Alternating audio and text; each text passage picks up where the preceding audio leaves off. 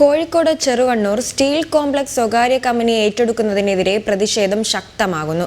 ജനകീയ പ്രതിരോധ സമിതിയുടെയും ജനകീയ സമരസമിതിയുടെയും നേതൃത്വത്തിലാണ് പ്രതിഷേധം.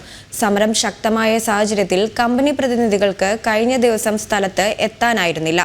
അതേസമയം കമ്പനി പ്രതിനിധികൾക്ക് പോലീസ് സംരക്ഷണം നൽകാനാണ് കോടതി നിർദ്ദേശം. ചെറുവണ്ണൂർ സ്റ്റീൽ കോംപ്ലക്സ് സ്വകാര്യ കമ്പനിക്ക് വിട്ടുകൊടുത്ത തീരുമാനം അനുവദിക്കാനാകില്ലെന്നാണ് സമരസമിതിയുടെ തീരുമാനം. സ്ഥാപനം ലേലത്തിൽ പിടിച്ച Chhattisgarh outsourcing services private limited സ്ഥാപനത്തിന്റെ പ്രതിനിധികൾ ഏറ്റെടുക്കൽ നടപടിയുമായി ബന്ധപ്പെട്ട് കഴിഞ്ഞ ദിവസങ്ങളിൽ എത്തുമെന്നാണ് അറിയിച്ചിരുന്നത്. എന്നാൽ പ്രതിനിധികളെ കടത്തിവിടില്ലെന്ന നിലപാടിലാണ് സമരസമിതി. ഇത് ജനങ്ങളുടെ പ്രതിരോധമാണ്.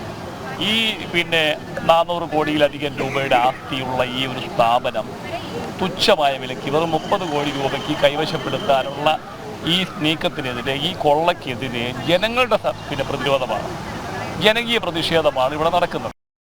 പ്രതിഷേധം കണക്കിലെടുത്ത് സ്വകാര്യ കമ്പനി പ്രതിനിധികൾ സ്ഥലത്ത് എത്തിയിരുന്നില്ല.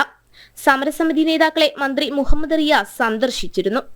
അതേസമയം കമ്പനി പ്രതിനിധികൾക്ക് സംരക്ഷണം നൽകാനാണ് ഹൈക്കോടതി ഉത്തരവ്. നാഷണൽ കമ്പനി ട്രൈബ്യൂണൽ ഉത്തരവ് പ്രകാരം ഏറ്റെടുക്കൽ നടപടികൾക്ക് സംരക്ഷണം വേണമെന്ന കമ്പനിയുടെ ഹർജിയിലാണ് കോടതി ഉത്തരവ്.